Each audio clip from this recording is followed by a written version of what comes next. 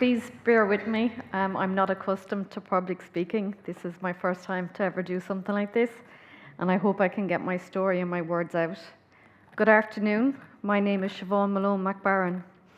I may not be as articulated as the other speakers in the room here today, or have the medical background to reference statistics or research, but what I do have is valuable first-hand knowledge of what it's like to live with a life-debilitating progressive disease that has no cure.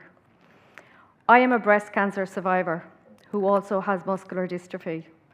And what I'm going to talk about is my reality of living with an incurable, progressive neuromuscular disease, and why I feel so strongly about why assisted dying should be made available to those with both terminal and incurable, life-debilitating diseases that have no defined timeline.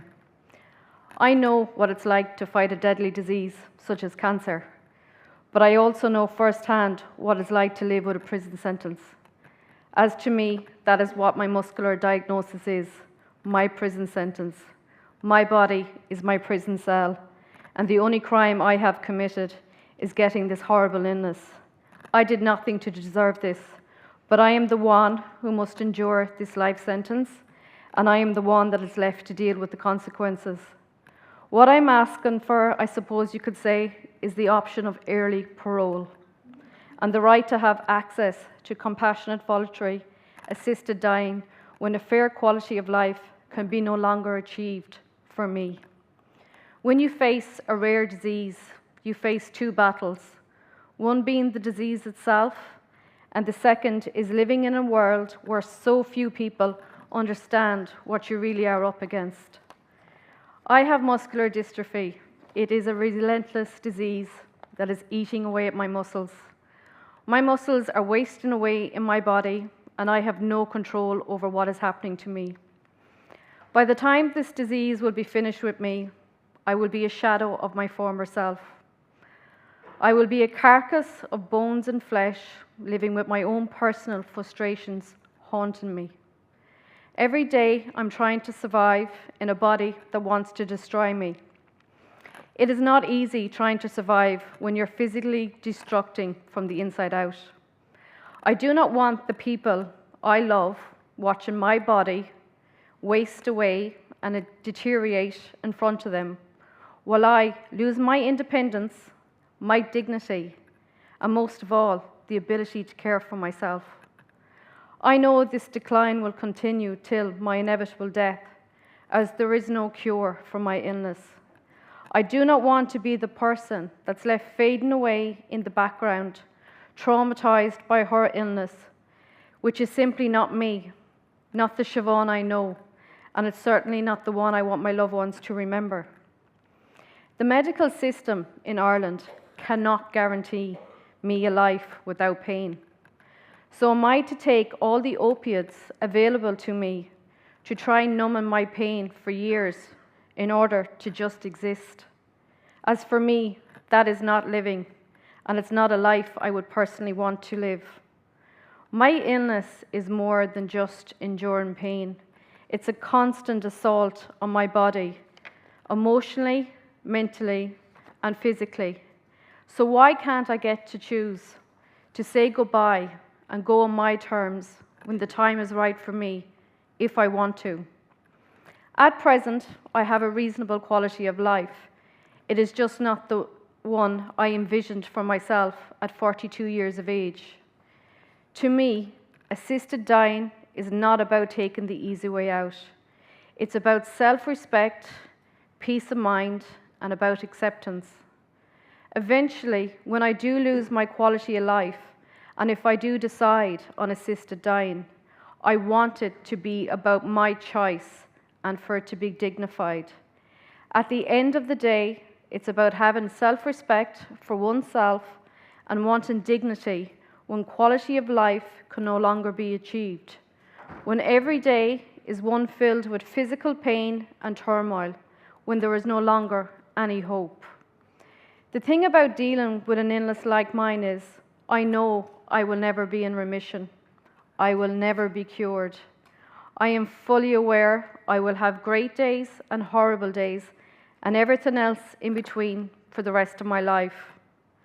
I am used to trying to manage my pain and my fatigue, and that alone is not an easy task.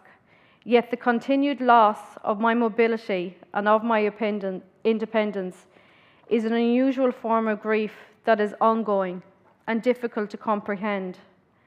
It's hard to accept that you are slowly losing your quality of life and accept a future knowing it is one with even more pain and despair to be endured. I do not want to exist in a world where I'm exhausted, in constant pain, and haunted by the memories of the old healthy version of myself. The day my husband and I got married, we took our wedding vows seriously. We both exchanged the vows for better, for worse, in sickness and in health, to love and to cherish, till death do us part.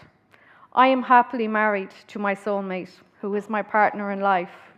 However, as it stands, without the legislation in Ireland to have the freedom to choose voluntary assisted dying, will I be forced to seek medical assistance outside of Ireland? When this time comes, will he end up serving a prison sentence in trying to help his wife, whom he has loved and cared for, in trying to exit this world with dignity and peace if I am forced to travel abroad? Or alternatively, do I have to consider my other options, which in all honesty, no one wants to even contemplate, purely out of sheer desperation? Can I ask you to consider this one question? Should my kind, caring, and dutiful husband be judged and punished by giving me my peace and freedom and setting me free from my prison sentence of a life filled with pain and suffering, only to end up serving a prison sentence of his very own? We have already had to mourn the loss of a life left lived because of this horrible disease, as it has already robbed me of so much. Dealing with the loss of my mobility and independence, but not only mine as an individual, but me as a daughter, friend, sister, aunt, and as a wife, has been extremely difficult.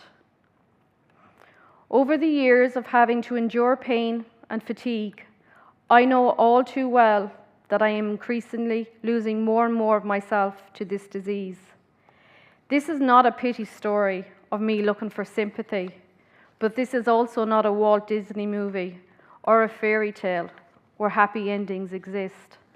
This is simply just my reality and my life. To me, courage means making hard decisions and being brave. I personally think the final stage of accepting any incurable illness or terminal diagnosis is surrendering to it, as none of us are going to live forever. So why drag out the inevitable? What are the benefits of dragging out someone's pain, misery, and suffering when the end result is death anyways? Death comes for us all eventually. There is no escaping that scenario.